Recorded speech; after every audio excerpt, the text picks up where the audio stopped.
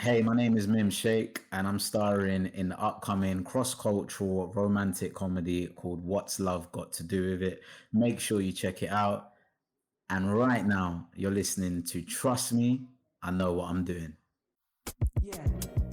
My name is Abhay Dandekar, and I share conversations with talented and interesting individuals linked to the global Indian and South Asian community. It's informal and informative, adding insights to our evolving cultural expressions, where each person can proudly say, "Trust me, I know what I'm doing." Hi, everyone. On this episode of Trust Me, I Know What I'm Doing, a conversation with actor, writer, spoken word artist, and broadcaster, Mim Shaikh. Stay tuned.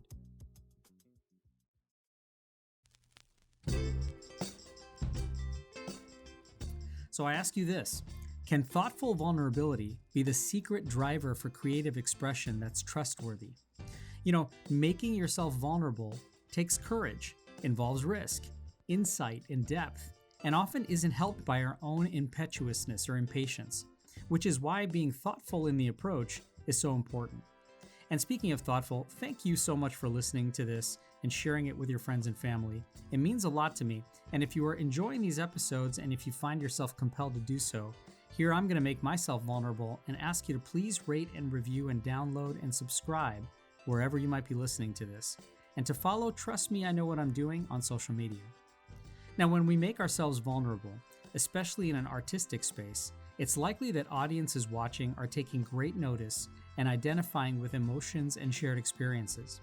And this is exactly what I found in having a conversation with the incredibly thoughtful and authentic British actor Mim Shaikh.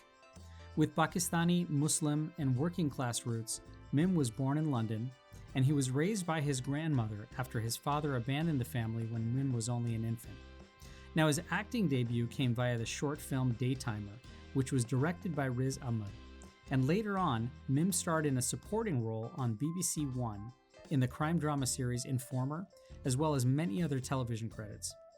Audiences soon clearly also recognized that Mim's thoughtful vulnerability is what's so compelling. Through spoken word projects examining partition and a diverse portfolio of acting and broadcasting work, and especially in the documentary he made called Finding Dad, which follows Mim on his search for his dad in Pakistan. Most recently, Mim is part of director Shekhar Kapoor and writer Jemima Khan's multicultural romantic comedy called What's Love Got to Do with It, which opened in England last week and explores arranged marriage in a British South Asian Muslim family as documented by a neighbor and childhood friend. The film and its many intersections is perhaps the ideal latest platform for Mim's expression and serves as a perfect backdrop for us to chat about his journey and experiences as an actor.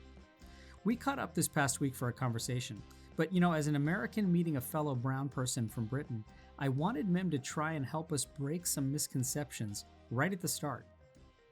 I'm curious, when you meet people from the States who are also brown or South Asian or Indian or Pakistani, what are some of the misconceptions that they have comparatively from growing up in the United States or elsewhere in the world versus Britain or in Europe? Yeah, no, it's a really interesting question. I think anytime I speak to somebody who's brown in America, it's like they still view me as British, and I don't think there's anything wrong with that, right? But straight away the reaction would be like, "Would you like a cup of tea? Right. Can I get you a cup of tea, please?" Yeah. And it's always the case, and I think it's because of accent. So I Yeah. think accent is obviously very strong when you're British, and the images of Britain that America have seen Sure. through film, TV, shows like Downton Abbey, Bridgerton. I think they sometimes think everybody here drinks tea, eats crumpets, Right. and speaks exactly like the Queen. You're at Wimbledon right now, right? Is that correct? Right. Yeah. I don't live too far from Wimbledon. Is that right? The Okay. the actual place I don't live too far from. Yeah, yeah. But I mean, you're right. The accent and sort of like first impressions, it's such a ubiquitously, stereotypical way to judge, and it's unfair perhaps. And when they go beyond the accent part and maybe those first few superficialities, is there a sense sometimes that yes, hey, we're both brown, we're both South Asian, we're both kind of living the same game, if you will? In my experiences so far with the people that I've met, I don't necessarily feel that. And Mm, I feel like there's more of a divide between you're British, we're American, yeah, you're different to us and we're different to you. Whereas if we did, the way that you say it, if we did look at it like, yeah, but we're both like South Asian and we're both yeah, brown, you know, right. Kids of that immigrants. our, yeah, literally our ancestry is more connected Yeah, than in comparison to the geographical locations to where we've been brought up. I guess some people do, but my experiences so far, and I'm not that heavily experienced with America yet in my career. yeah. I was there with family in December, and I experienced like meeting different types of people. But I guess I'm still open to it, and I'm still trying to learn it. Yeah, I guess I mean it's an evolution like anything else. I'm curious, given that backdrop and having had kind of a at least some American experiences, but definitely kind of a front row seat to the British South Asian experience in general as a storyteller. How challenging is it to, in some ways, manage so many priorities? Being South Asian, being Muslim, being British, being from working class roots, does it build a lot of patience inevitably? I think now, where I'm at now, it's building patience and it's building a deeper understanding of kind of who I am and how I self express my identity through my work. But I think before, like, say, the last decade, it wasn't building patience. It was probably doing the opposite. Like, my mind was like running, Like racing.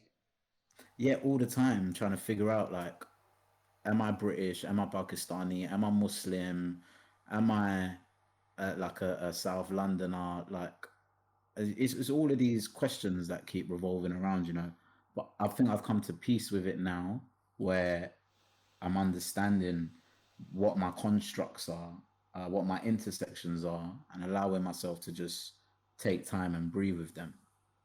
Yeah, and almost embracing that and allowing yourself to, in some way, synthesize it and go forward with it in a way that sort of a byproduct of that perhaps is the patience that's required. You've used broadcasting and acting and spoken word to advance, in fact, so many conversations and dialogues about representation and I know even skin tone when it comes to this.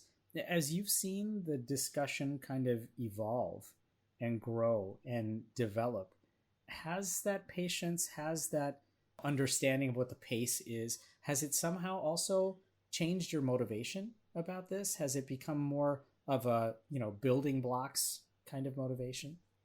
Yeah, really good question, man.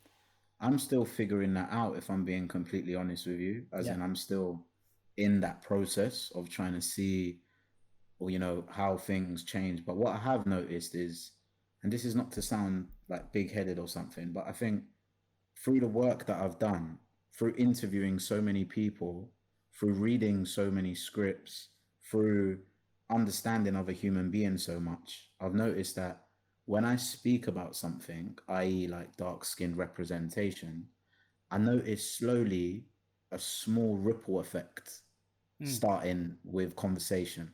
And it's very minute and it's very small, maybe due to the fact that my profile isn't that big, sure. but I get a lot of satisfaction from that because I feel like as creators and as artists, we're here to move the conversation in a good way forward. Yeah. And when I see that, it does make me go, okay, I like that. So, like the interviews that I'm doing recently, a lot of journalists are quoting an article that I wrote back to Right. me, which is, I think, quite important because that shows you've given the time of day to read something that the person you're interviewing has written and you care about the issue that they're talking about. Well, it's almost as if you yourself are building fuel for future conversations. Yeah, Do you feel that it allows you to both learn about the issue in an ongoing way, but then also have a sense of control? I'll be completely honest. The control thing, I don't necessarily think is like a big thought like a factor in my thinking process. Yeah. But me as an individual, through writing, through speaking, is how I process. Mm. I've learned that sometimes when I'm stuck by myself and I'm thinking a lot, I'm not thinking about the right things. But when I'm cathartically expressing myself through the written word or the spoken word, that allows me to really just get my brain moving in the right direction, you know? So I'd say it's more about that. And then afterwards realizing, oh, that connected or that helped or that moved the conversation. Then my ego gets a little bit massaged and goes a bit, Right. then it goes, oh, yeah, you've done a great job. So Right. Well, it always helps to have that positive feedback, right? yeah, it does. But I'd say initially, it's literally just getting it out of my head and Sure. allowing other stuff to now come and take place and think about. That's how I see it. Are those close to you sometimes surprised by the amount of catharsis that comes out, or is this something that you've kind of always been about your whole life? You know, like with my close friends, it's very weird, but it's quite normal as well. Like here in Britain, we have this like there's this like code of conduct where we it's called like stiff upper lip. Yeah, yeah. So what people just don't talk about things that sometimes we should talk about, right? Sure. And I used to be annoyed at that, but I'm actually but that led me to now go and do what I do for a living in regards to expressing so much. So I'm understanding it a bit better, but we don't really speak about that. And I'm glad because it's there. It's on social media, so it's on a platform for them to connect with if they want to interact with it. But in reality, like in day to day, we're not really discussing work. And I think if we were, that would be it'll be a bit worrying because there'll be too much going on about work and stuff. Right. Kind of want to keep those lanes separate. Exactly, yeah. So we kind of just yeah, we ignore it and we treat each other like humans and yeah, we just either go and do something or go for some food or just chill. Yeah. You're listening to Trust Me, I Know What I'm Doing. After a quick break, we'll come back to our conversation with actor Mim Shaikh. Stay tuned. Conversation. It's the antidote to apathy and the catalyst for relationships. I'm Abhay Dandekar, and I share conversations with global Indians and South Asians so everyone can say, trust me, I know what I'm doing. New episodes weekly, wherever you listen to your podcasts.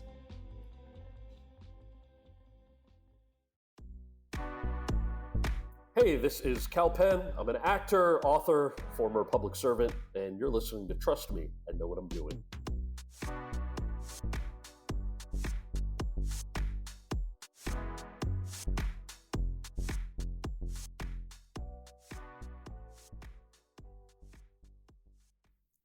Hey, welcome back to Trust Me, I Know What I'm Doing. Let's rejoin our conversation with British actor Mim Shaikh. In a similar way to sort of break down stereotypes, advanced dialogues, I see that you and Shekhar Kapoor have decided to use the British rom-com as kind of the ultimate weapon to break stereotypes. And, with this new movie, this must have been both fun and also a pretty natural learning lab for you. I'm curious from your own experience in making the film and now reflecting on it as it comes out, what were some of the surprises from this experience that you kind of figured out about yourself that become part of that additive building block experience? I've learned a lot in this process, and I think fundamentally the main one is I think I used to be a very impatient person in the sense of with my career, I wanted to do a lot of work and then I wanted to get the gratification that I so desperately seeked instantly. And I wanted people to say, yeah, this is great. We love this. This is amazing. You're amazing. And now what I've learned with doing this one project is to just realize, because we shot this 2 years ago and Yeah. it's now coming out to the world. So as a human being, I don't feel like I'm the same person that I was when I shot this movie. There was a lot of stuff going on then that now there isn't that stuff going on. So it's a I don't know. There's a really key thing here with when you create art. At the moment that you create it, you all get together and you're a certain type of person. And once that art is released into the world, that is very telling of like you as well, because it comes out at a time where you might not be the same person that you was when you first shot it, if that Sure. makes sense, because Yep. there's been such a delay and I'm getting used to that. So my brain is very much like, okay, this was 2 years ago. Right. And now when I watch the film back and I see myself, I look at, 2 years ago, this guy was worrying about X, Y, Yeah. Z, and now two years later, it's like, oh, A, B, C is different, Yeah. and it's like, wow, like film and shoot and working in the screen industries can really like show you that, and I like it. I do. I'm learning from it. I've always had this curiosity about things being a combination of mirrors and windows. And so when an audience member takes a look at this, particularly a British South Asian audience or a British audience or even a global audience, the difference between seeing a mirror of the, culture around them versus a window into the characters or the actors or the producers and what their message was. And this film was that any different for you in that both providing a mirror to the audience about what perhaps British culture, this is a very British South Asian film, versus the window into who you are as an actor, as a professional, as a person? Yeah, really good question. I'll take the mirror part of the question first, Right. because I can't. I don't think I can do both at the same time. But Yes. the mirror, yeah, absolutely. It's this is interesting because it's somebody's mirror, right? It's not the actual mirror because it's written from a perspective of Mm, somebody, sure. and that perspective is subjective, and that perspective is influenced by their experiences. So it is a mirror. Whether it's the most reflective mirror, that's debatable or Of course. arguable. Yep. But it is definitely a snapshot into what life is like as a British South Asian, and what um, men and women can be dealing with, and what they're thinking about in a love way. So in a way of how love is perceived for them, what their ideas of it is, where they're at with relationships. So it is that the window. Um, how would you define the difference between a mirror and a window? Yeah, when I think of this, I think of, I love how you said that it's somebody's mirror. And, the reflection of it is defined by whoever wrote, the film or any kind of piece of art. The window to me is a little bit of, like you said earlier, that this is a window and a snapshot into the world of someone else. So Mm, I'm not looking to see a reflection. I'm actually looking to explore what that mm. person is all about and what they're expressing as a measure of their art or a measure of their creativity. Yeah, okay. So in that regard, definitely, it's a window into every performer's talents. It's a window into seeing how the cinematographers capture different scenes. It's a window into seeing how a writer's words can translate to a moving image, and how that comes across. Yeah. It's a mirror into so many different things if you look at it like that, for sure.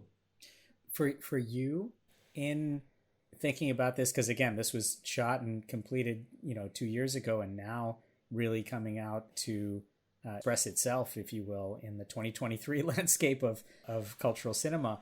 But for you now, in reflecting back on that, what kind of defines success for you as an actor, as a performer? I mean, is it the role? Is it the process? Is it the product? Is it the reception? Is it a combination of all these things? Yeah, it's a really good question, because I know I keep saying that, but they are. The reason, I'd say for me, it's been a combination of all of those things, but I think most importantly, I have been chosen to portray this character by the people who made that decision. But I think I've also been chosen to speak about this film from an authentic point of view, Yeah. being British, being South Asian, being Pakistani, being Muslim. All of those four attributes belong to my character that I portray within the film. So I think had it been somebody else who may not have had all of those attributes, they might not be able to speak about the film from as authentic of a place in comparison to, say, me. Now, that doesn't mean that other people shouldn't be given opportunities. Of course they should. Sure. But when you're trying to tell a story, at the end of the day, you want it to be as reflective as possible. So for me, what I've really loved is being able to speak honestly, openly about my involvement in the project through my work, but then also my involvement with the themes of the film. Right. And I think moving forward, I really have learned so much in this that I want to attach myself to projects that allow me to have that conversation about different subject matters, for example, that resonate and mean a lot to me. You work with some amazing people in this film. What's Love Got to Do with It? I'm curious on that same front when it comes to particularly perfecting your craft and professional relationship development. Are there examples and even kind of aha moments that you reflect on back now during the production that you're like, oh yes, this is definitely something that I have to change for myself going forward?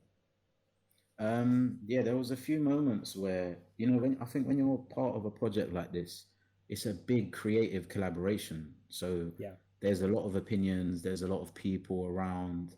And what happens in any normal situation like that, when there's so many opinions, you debate and you ask, oh, is this right? Oh, is that right? Should you do it like that? Should you do it like this? So that I learned is a very big thing, and that should be taken on board when I have aspirations of making like my own films one day. Right. Like I've written my own screenplays. So I've taken that in my mind and been like, make sure when you now get the opportunity to do that, you are as open to collaboration and not so fixed on this is my idea and this is how it needs to go. And because I think that's what art is at the end of the day. You're collaborating. You've written something, but it can change. Yeah. Through that process of collaboration. I'm curious, how do you deal sometimes with that creative tension where someone who's an artist or a creator has a very, very specific vision in mind? And yet, as you mentioned, part of the creative process and even the sense of innovation is to build flexibility into this and have dialogue and have that back and forth. Is that something that you kind of constantly are dealing with, is kind of push and pull on a set or in that creative process? I think for me, it's not a sense of, I don't think, pushing and pulling with this role in particular, because it wasn't that demanding in the sense of it didn't require a lot of, I'd say, emotional work or something. Sure. My role is a supporting role. It's not like I'm in every scene, but I could probably understand the question more had my role been a bit more demanding and had it been a bit more like stressful in the sense of every day there's like 5 pages of dialogue to learn, every day Right. there's a new location, every day you're traveling to here. But this wasn't anything like that. It was a smaller role. I guess even for future projects or projects you've been on the past where you've been a little bit more of a primary player here, or perhaps work in the future where your vision or someone else who's a really principal artist, their vision perhaps has a lot of parameters that in their mind are pretty rigid. And to those, but as you said, you have to be collaborative. You have to work as part of a team in order to enact that and express that vision. Is there some sacrifice sometimes of that flexibility, that back and forth, that kind of dialogue to try and express that in the right way? Or is rigidity sometimes actually required?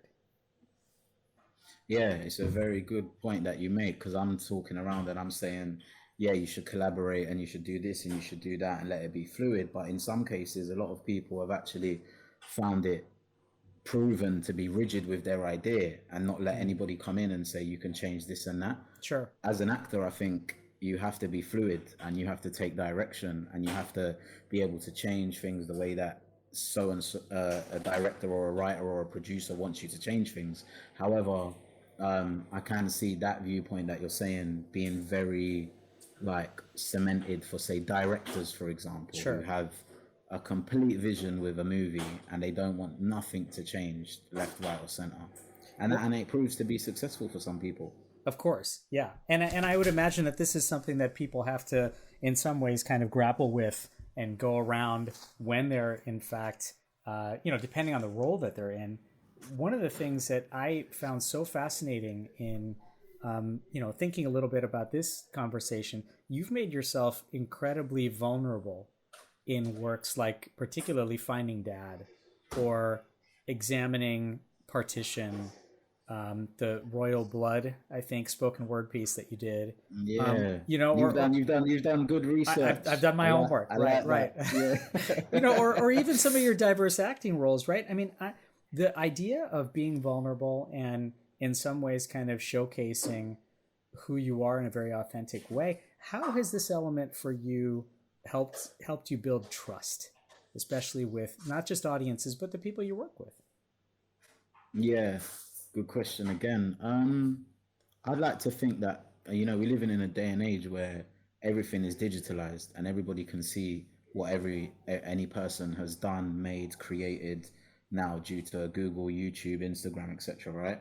So I like to look at it as like that's your like professional kind of canvas in a way where Sure. as a creative, you come up with so many ideas, you put them out there, and I used to get affected a lot when I'd create something and I'd look at the views and it would be like 100 views Right. or 50 views. It used to really emotionally affect me because I used to see other people's stuff and it would be doing amazing numbers, right? Um, Whereas now I've put that aside and I've been like, see, I'm so glad I made that Royal Blood video to be able to for you to reference it and Right. say, talking about partition, for example, and how important that was. So yeah, I would say it helps putting stuff out, but sometimes it's hard because you are being vulnerable at the end of the day. You're opening yourself to criticism. Yeah. And there's so many people, that I know from a close proximity and from a far away proximity that have definitely said in their time, oh, what he's doing is just, I don't know what he's doing. He's just doing some videos that we don't understand it. He's not Right. really earning a lot of money, so he's Huh. not really that successful. And yet, does the idea of you being vulnerable, by the way, you could just take a look at my views and you'll get a great point of reference. And but does the idea of that vulnerability, even from a professional satisfaction part, making the art, I mean, is that kind of gratification enough, especially when it comes to building trust with both your own work and then also with others around you? Yeah, I don't know if it's enough. Building trust is, I think, it takes a lot of time to be able to build trust with people, right? Sure. I don't think anyone will build trust over with someone straight away after seeing a piece of work that they've done, Yeah. unless they're hiring that person for a return on something straight away and they know that that person can deliver. Then they trust the fact that they've made this, they've delivered, and we can hire him to deliver on this project that we need. Sure. But I think it's a long-term process. I'd like to think with the people that we've worked with in this film, for example, hopefully there's more trust there if we had to work again on something later down the line. But I think it's a long-term process rather than a short-term one. You're listening to Trust Me, I Know What I'm Doing. After a quick break, we'll come back to our conversation with British actor Mim Shaikh. Every story told is a lesson learned, and every lesson learned is a story waiting to be told. I'm Abhay Dandekar, and I share conversations with global Indians and South Asians so everyone can say, trust me, I know what I'm doing. New episodes weekly, wherever you listen to your podcasts. Hi, I'm Srikant Datar. I'm Dean of the Harvard Business School, and you're listening to Trust Me, I Know What I'm Doing with Abhay Dandekar. Hey, welcome back to Trust Me, I Know What I'm Doing. Let's rejoin our conversation now with actor, broadcaster, spoken word artist, and writer, Mim Shaikh. It's interesting. Shekharji decided to make a film that was pretty exclusively British South Asian and has so many different intersections kind of baked into the entire story.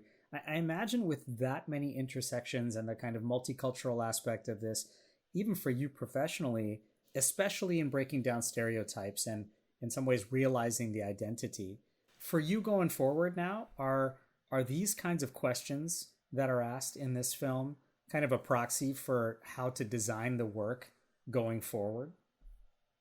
Yeah, good question. I think it it comes down to, you've done this project now.